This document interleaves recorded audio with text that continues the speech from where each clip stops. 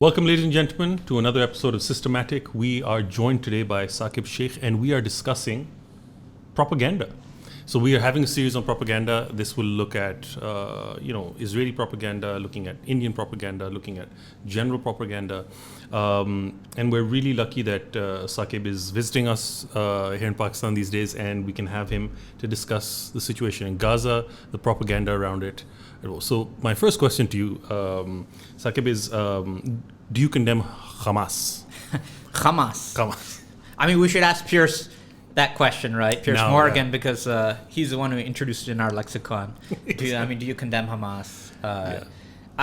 I would say at this point, anybody who really talks about Hamas or the conflict being about Hamas, is sort of revealing themselves, right?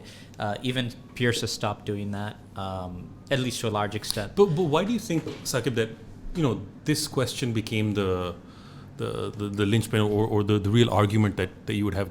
Is it because it would decimate it would taint everything that was said after that? I think one is that there's a both-sidism. So the idea would be that with Pierce is that, okay, I want you to put both sides on an even keel and say, okay, this side does some atrocities, this side also does some atrocities, and then treat it, almost in an equal way, which is just a media addiction.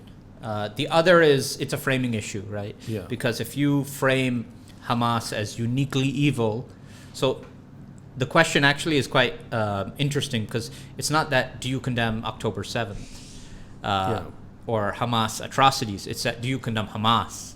So it's trying to basically say Hamas is a terrorist outfit, and therefore by extension whatever it does is terroristic, as opposed to just activity. So you're sort of boxed in a position where, one, it's easy to sort of paint all Palestinian resistance under the same brush, because it's very easy to delegitimize any type of resistance to occupation. The other is that, you're put in a position where you sort of have to be defensive if you feel that there's anything on the Palestinian side that you want to be in solidarity with. I mean, it should be easy for most of us. I think we both agree. Anytime you directly target citizens in any type of way for a political cause, it's terrorism. And that same standard should be applied outside across the board, of this.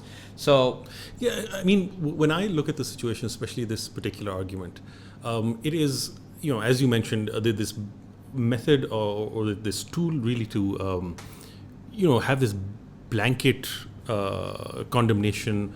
And because Hamas also represents the government, it was voted in by the people many, many decades ago. A decade and a half ago. Actually, almost 2 decades ago, right? Yeah, I mean, 20 years, basically. 20 years, right? So, because of all of those things, once you condemn Hamas, that means that everything that it represents is targetable, essentially, right? And therefore, nothing that Israel does is really that bad, because it's in the end. And secondly, once you condemn Hamas, you're authorizing self-defense.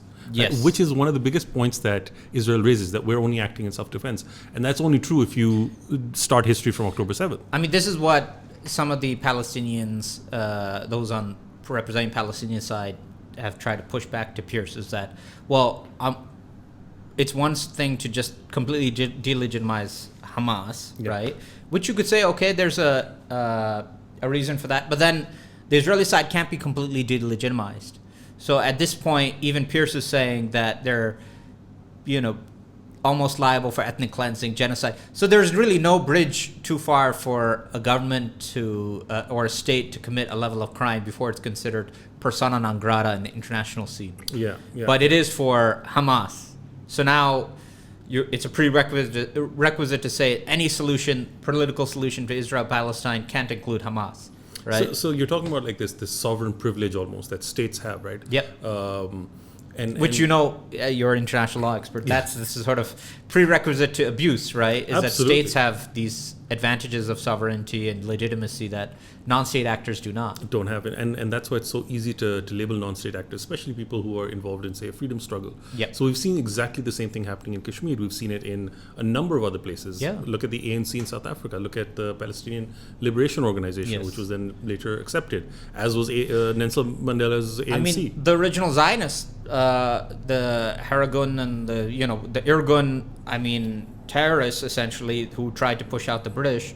And they were involved non-state in, actors. they were involved in proper terrorism, right? Yeah. Bombing hotels, killing UN officials. And they were not delegitimized because they eventually become a state. If And- history was written differently, Irgun- we would call them to be, terrorists or freedom and fighters. Irgun's leadership became the leadership of Prime Minister and whatnot. So absolutely, it's just an interesting way of selective that there. So I think what's happened is that this global war on terror has done a number on our psychology, right? Yep. And terrorism has really become that label where anything violent has essentially, whereas up till 1994, you had almost annually, you had a UN General Assembly resolution, which is the majority of the world, saying that armed struggle for freedom and liberation movements against alien occupation and all of those things were completely legitimate, including armed struggle. And from 1994, it changed to by all means necessary, Yes. right? And so that essentially, and they would specifically mention the Palestinian cause in these UN General Assembly resolutions. And we took this to extend to Kashmir as well, to a number of other peoples who were, fighting decolonization to an extent, Yes. but also this form of colonization that at this taking point, place. there is no distinction, at least in the eyes of most of the Western elites, between national liberation struggle, freedom fighting, people who use terrorism, versus groups like Al-Qaeda, who are just these ideological sort of, you could almost say, nihilist outfits that just use that. use And I it. think it really needs to be clear that even if you are, you have a legitimate cause like a national liberation movement, Yes. you can't target civilians. Right. You can't be involved, and that is wrong. Right? Yes. Similarly, if you're fighting a war and you represent a state, and you're, regardless of whether you're legitimate or not in that war, say it's self-defense, you can't be targeting civilians in that. No, right? It's just, but it's so easy to make this malleable, right? To Yeah. just conflate the way they do Hamas and ISIS as if they're ideologically the same, even though they're actually competitors right now. In fact, Israel at the moment is funding Supporting. ISIS elements in Gaza to sort of push back against Hamas, which is just really funny when you think about how ISIS is sort a of former drug dealer. And, he's and criminal these gang. these clans and tribes that are not necessarily under Hamas Hamas authority. So it's all just what's convenient to the state at the moment. And since October 7th, we've just been dealing with a number of these tropes, a number of these stereotypes that are really cookie cutter effective slogans that capture a certain idea but obscure it, and they've been tried and tested by Zionist Hasbara to the point where they've been able to shift and tilt a narrative. But I would argue that there has been a sort of sea change, that not all of these sort of tropes have been equally effective. Okay. Some of them have, some of them have not, right? And this is what I want to discuss. Like, we're seeing, I think after a very, very long time, in fact, maybe the first time since the Second World War, people speaking back to Israeli arguments, right? Because Yes. before this, it was career suicide. It was you get cancelled if you were a celebrity or if you were somebody in the public eye, or it would damage your career. Yeah. So what we're seeing now is people standing up, and finally I think governments also standing up. We even thank God had Malala tweet against these people. So it's Almost begrudgingly, one would suspect. Yeah. yeah. Which and she's sadly proven to be quite a disappointment, but we don't have to get into that right now. So what do you think has really been the catalyst that has allowed people to speak freely? Like, I follow a lot of stand-up comedians, right? And they seem to have that jester's privilege where they can say things that we wouldn't due to political correctness or whatever not really say. And I think they started getting onto this a lot earlier than perhaps the general media and stuff like that, and started criticizing. And that's where it may have started the cracks in the dam may have started appearing then. It's hard to say exactly what was the catalyst. We do know that post October 7th, there was a analysis done that almost 95% of the global protests were pro-Palestinian. Wow. And then when it came to social media in terms of the hashtags, Free Palestine versus I Stand with Israel, there's sort of like a 20 times advantage for Free Palestine. You almost had Zionist, propagandists like Ben Shapiro saying, yeah, of course it's going to obviously be pro-Palestine because they have the numbers. Well, that really was an argument before, that sheer numbers are in favor of the Palestinian side. You still saw effective Israeli representation. I just think that it's not just one factor. One reason is there's sort of a war weariness among Americans, right, who usually are the stalwarts allies of Israel. Mm-hmm. There is this sort of war weariness. There isn't the level of sort of visceral sort of anger or nativist resentment towards Muslims and Muslim populations that you felt at the height after 9/11. I think that is sort of it's still there, definitely, and Islamophobia, but it's sort of lost that real sting that it had. I think that sort of gave an opening. You definitely have more representation among many of the comedians and cultural commentators who are not necessarily just your cookie cutter white Anglo-Saxon conservatives, right? So that sort of allowed more different voices to emerge. No, it's really important that you say this, because a big part of, say, Israeli propaganda is Islamophobic or is based in Islamophobia. That you have to hate these people, right? And they are so different from you. Islam is incompatible with Western civilization and all of those things. But I think what the last at least decade or so has done, where Muslims have come into the spotlight, and the general acceptance of Muslims in, whereas previously you had them working as doctors and working in menial jobs or this and that, and there was never that acceptance in society really that you had in, say, the West. There. And you still have huge amounts of resentment. I mean, you had Trump go to a Muslim rally for his campaign and try and cater to Muslim vote in Michigan. That would be unthinkable for a Republican to do. What was really interesting is, and I want your take on this, is I think this was a clip you saw as well, Zohran Mamdani, right, who's standing for mayor of New York against this juggernaut, Andrew Cuomo, they're having a debate, and they ask, the first trip of any New York mayor is very important. Where would you all go? And so all of them, one by one, as if they're some members of a cult. Oh, I'd go to the Holy Land. I'd go to Israel. It's my fourth trip, and I'd make it my fifth trip to Israel, and then I'd go to Ukraine. And it just it is absolutely scary. I think people see through this. And to Mamdani's credit, he did answer, like, I'm not going anywhere. I'm a New York mayor. I'll be here serving my constituents. And now he's apparently in the lead. Yes, which just emerged. And I'm sure there's going to be a lot of factors.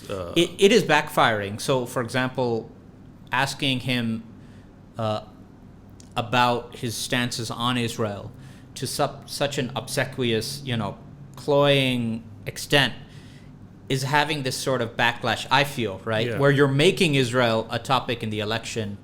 Whereas before, if you just keep it as like an understated thing that, okay, we just whisper, he's not really pro-Israel, right? That could probably sway a number of people. But then when you put it in the forefront, you are going to get people who are just going to suddenly start thinking, well, hey, I care about kitchen issues. Why do I have to really care about him bowing down to the might of Israel?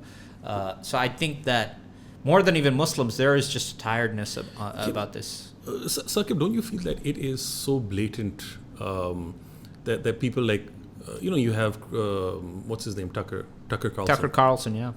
Tucker Carlson saying, that it's really strange that our country is going to bat for a country that's, attacked our own boats and has, damages our foreign policy routinely, spies on us, steals our nuclear technology, nuclear weapons, airplanes, all of that. Why should we be going and especially going so far out of our way to do that? And now you're seeing, it's formal U.S. policy that any state that criticizes Israel would also be suffering consequences. This is what Marco Rubio, I think, said yesterday or the day before. So this is probably the most fascinating part, because the left side, the progressive left, have always been critical of Israel based on human rights, etc. And one major sort of downslide in Israel's popularity has been, you can't really use a democratic excuse. It's a democracy and it has civil liberties, when you have Netanyahu who is openly sort of tilting Republican. Yeah. And that really has, he's made no bones about the fact that he prefers a Republican office, and he's been very close to Trump as well, even though they secretly don't really like each other. But it became a partisan issue. Then when it comes to the right wing, you see this big split between the traditional neoconservative, hawkish, bomb the Middle East, pro-Israel. Very pro-Israel side, and the Christian Zionist side, along with the Jewish Zionist side. That was really at its peak during the War on Terror days in the mid-2000s. Now you're seeing a split between that and a more, I would say, MAGA, Make America Great Again, section of the base that is, they quote, America first, very much isolationist, very much, all these external issues are not our problem, very skeptical of involvement in Ukraine. And you see that with the rise of figures like Tucker Carlson, with Candace Owens, right? And even on Daily Wire, which is an Israeli, Hasbara outfit, basically, you have guys like Matt Walsh who are essentially indifferent, it seems, to whatever happens in Israel, and are very much against U.S. foreign aid.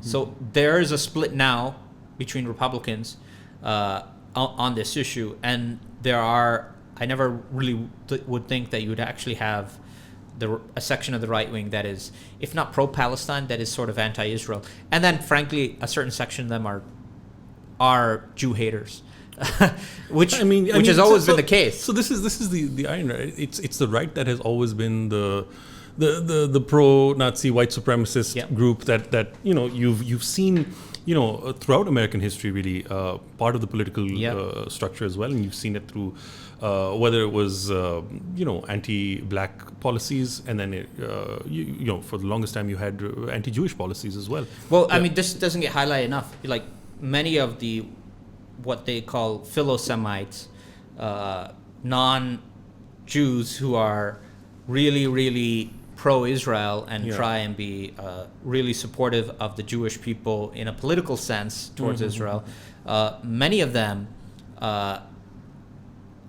if you look at the past, with their sort of Protestant roots or with the roots of the groups they've been associated with 20, 30 years ago, were very anti-Semitic. Yeah. And in fact, if you maybe go to the churches, listen to some of the sermons, it would almost be considered a form of Jew hate. But because they follow a literalist, dominionist interpretation of the Bible, it means that they have to sort of kowtow to Israel to fulfill their apocalyptic dream, and then Jesus comes and he kills a section of them. So there is this cynical aspect, I think. But they've always been there. And the funny thing is that the leftist side, which they call leftist anti-Semitism, is actually the one that is not anti-Semitic, that has a sense of, that there needs to be a humanist approach to race, so to speak, almost to too much of an extent. Then it's sort of karma in a sense that it's coming back to haunt a lot of these Zionists who felt that they would have steadfast support. Saqib, I think another issue here is that so much is coming out, because there is propaganda that you do for an international audience where we're very civil. Yes, this it's sad that children are dying, but they're using them as human shields and all that. And then you have the same people, when they speak to their domestic audience, to their own voters, the majority of which are very happy with the policies that are taking place. Yep. I think 47% were even wanted complete ethnic cleansing of Gaza. No, 47% were in favor of explicit genocide. Oh my God. So 82% were in favor of forced ethnic cleansing. Yeah, so that's the vast majority of the population. So this is like a horrifying percentage of people. Exactly. And so when you're speaking to that, as an Israeli leader, when you're speaking to those people, the language you use, right, that is the Amalek language that you're going to use. And often the statements are in Hebrew, so they don't translate. I mean, that's one where obviously you have these translation things there, but they don't have the same impact as a statement in English, right? I think that is what's coming out. That right? barrier has been crossed. Yeah. And you're finding out, and a lot of that is because of the impunity that Israel's enjoyed forever. But I think you're seeing chips in that in their armor over there as well. And I mean, they're not really hiding it. I mean, if you look at TikTok, it's there's a whole rash of videos of Israelis in the IDF committing mass atrocities and just telecasting it. Yeah. So they're sort of exposing themselves. I would also say that as October 7th, as time has passed, the Israeli talking points have become less and less effective because just the bare reality of what's out there, just the sight of these sort of grotesque atrocities or the mass destruction is just too, it speaks more than 1,000 words. So it's not going to really sway a lot of people if you have some pretty excuse or some nice justification that has come out of some press kit. You need to you can't sway what people are clearly seeing as disproportionate or collective punishment or even worse.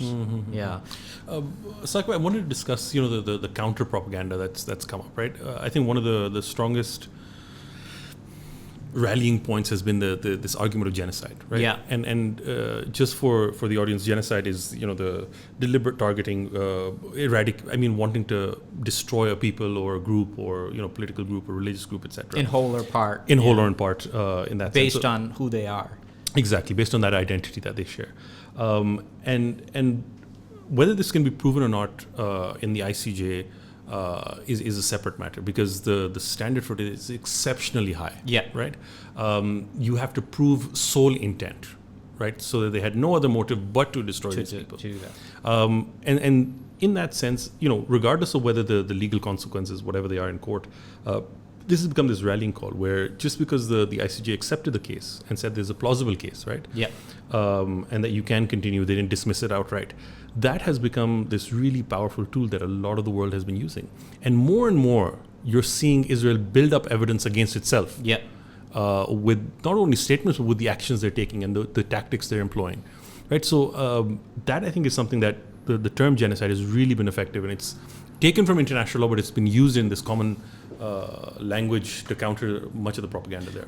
I would admit, that until last year, I was very split on the use of the term. I always said ethnic cleansing for the reason that I think it's probably a better descriptor of what the intent is. Because so you're talking about in the common man's imagination. Common man parlance. I'm not talking about the technical definition because, you have genocide experts who feel that the term applies. It's more about, if I'm debating it, would I use the term genocide last year? I mean, now I'm much more comfortable, I think, because after the 3-month starvation policy, it becomes almost unequivocal in a point where you're much more comfortable debating it.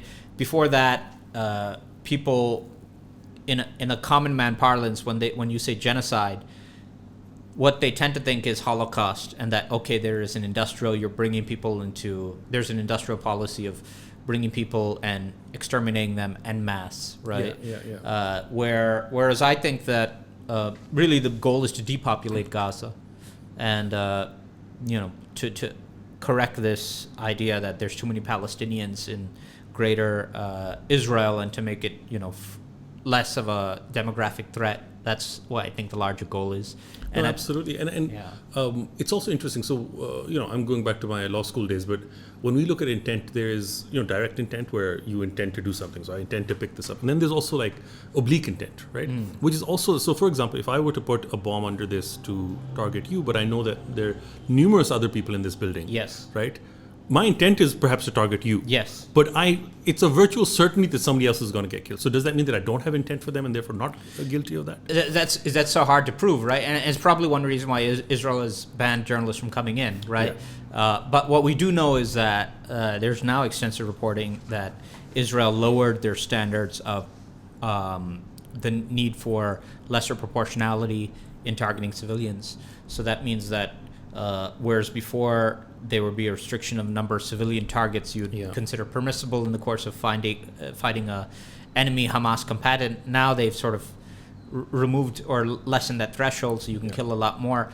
I would argue that's by design, to have a process where it looks, or you can say credibly, that you're targeting Hamas, but you do it in such a way to inflict indiscriminate damage. And it's not really indiscriminate, because I would say part of the strategy is to cause that.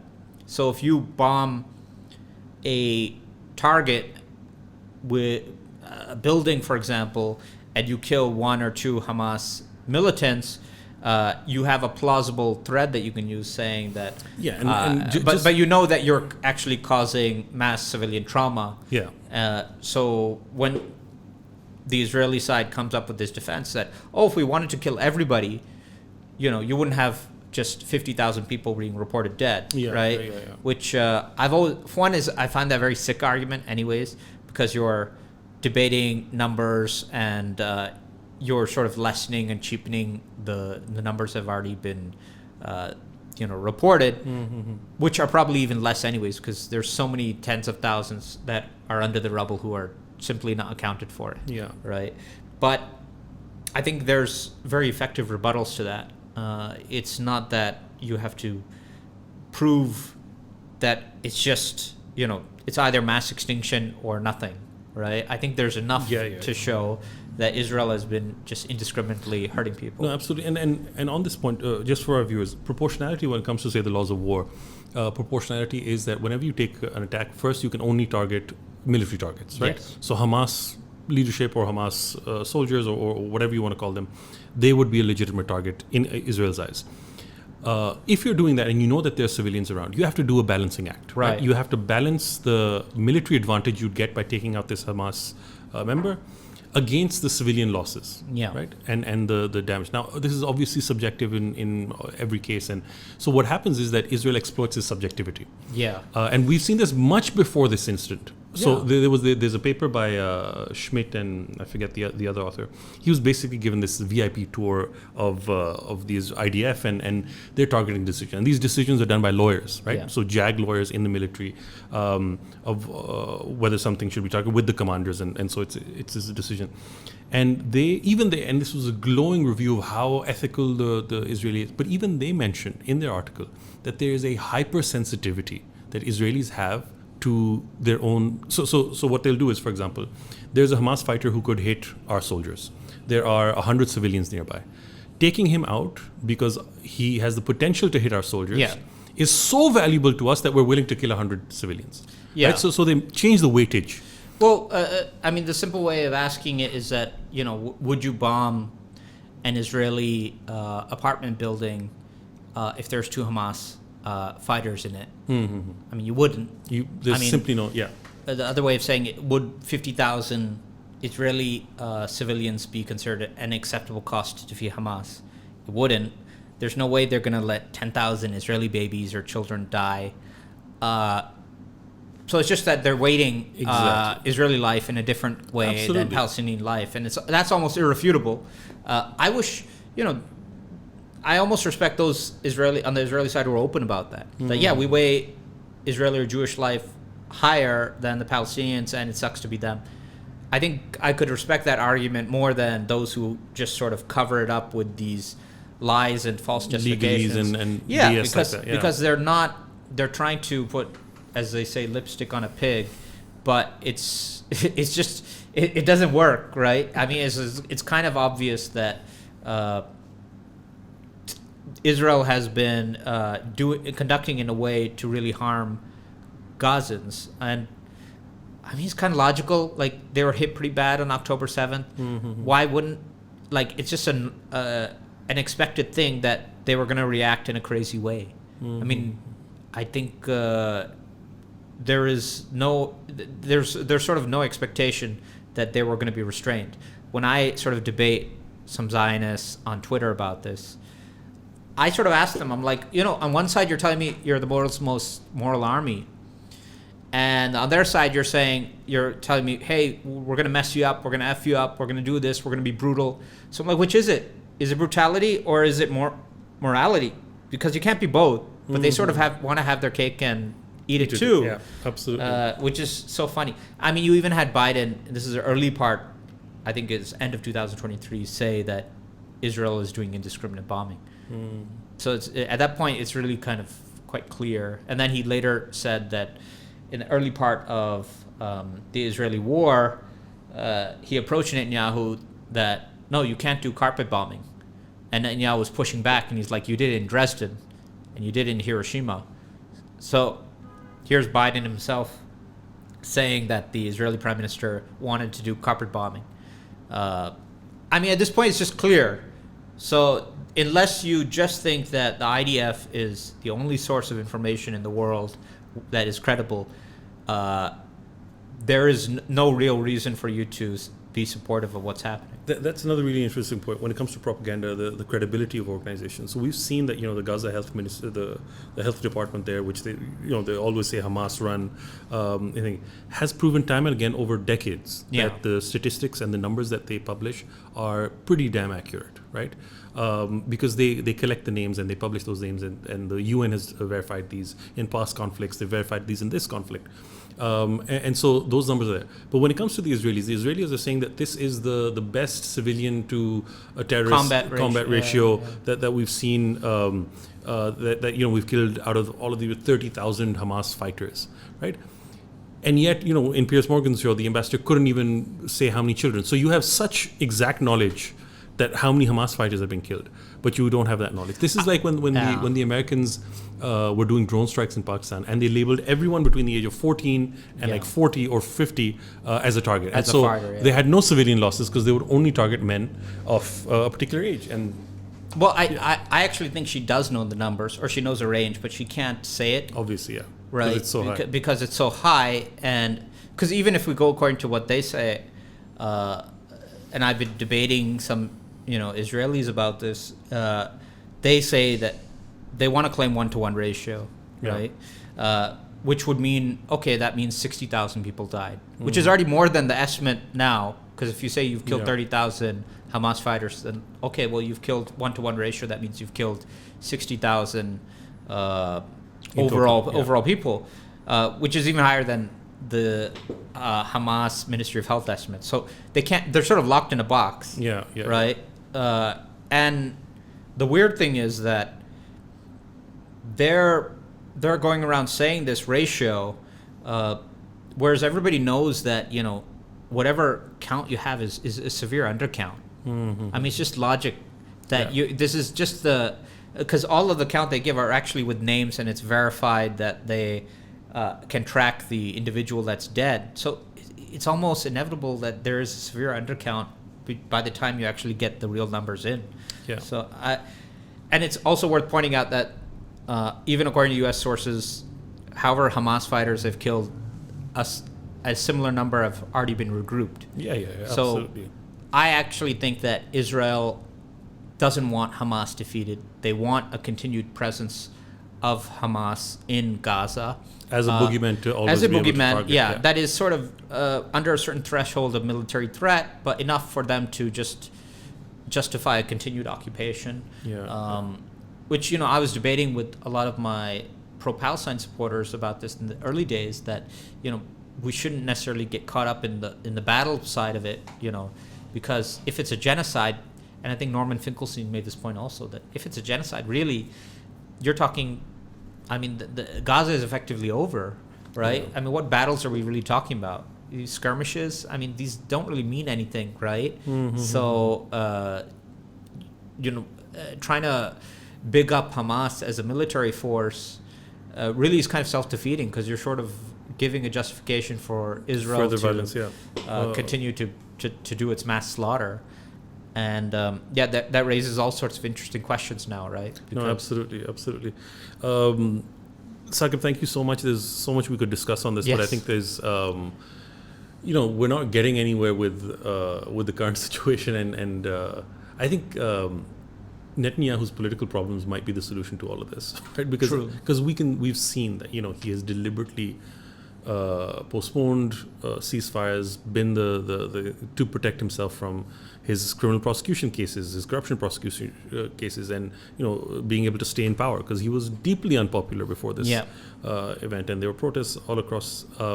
Anyway, it'll be interesting how this goes. We'll see how it goes. And I mean, once again, I mean, our hearts and souls go out to the people in Gaza. Absolutely. I mean, we feel incredibly feckless at this point that we're just sort of watching this live stream genocide. We don't have the even symbolic gestures like what Greta Thunberg did, which I feel she did the right thing, right? Absolutely. I think we should point that out. It's not just a simple, act of self-aggrandizement. She's not trying to do it, I don't think, for self-promotion. I think the flotilla is actually a human response. Of course, it was always going to be intercepted, and they were never going to be allowed in Gaza. But I think any of us, if we had the opportunity, would want to do that. And hopefully it spurs more attempts at flotillas to the point where it's a real nuisance for Israel. And it brings attention to the issue. Yes. Because much of this game, as you mentioned, I mean, the reason we're talking about propaganda is because it has such a big impact, right? Yeah. And this case is not going to be won in the International Court of Justice. It's going to be won in the Court of Public Opinion. Yeah. And ultimately, when governments are sick and tired and they're going to lose votes because of this issue, that's, I think, when this ends. Thank you, Saqib. Ladies and gentlemen, thank you so much for joining us. I hope you'll like and subscribe and share this with your friends. Thanks.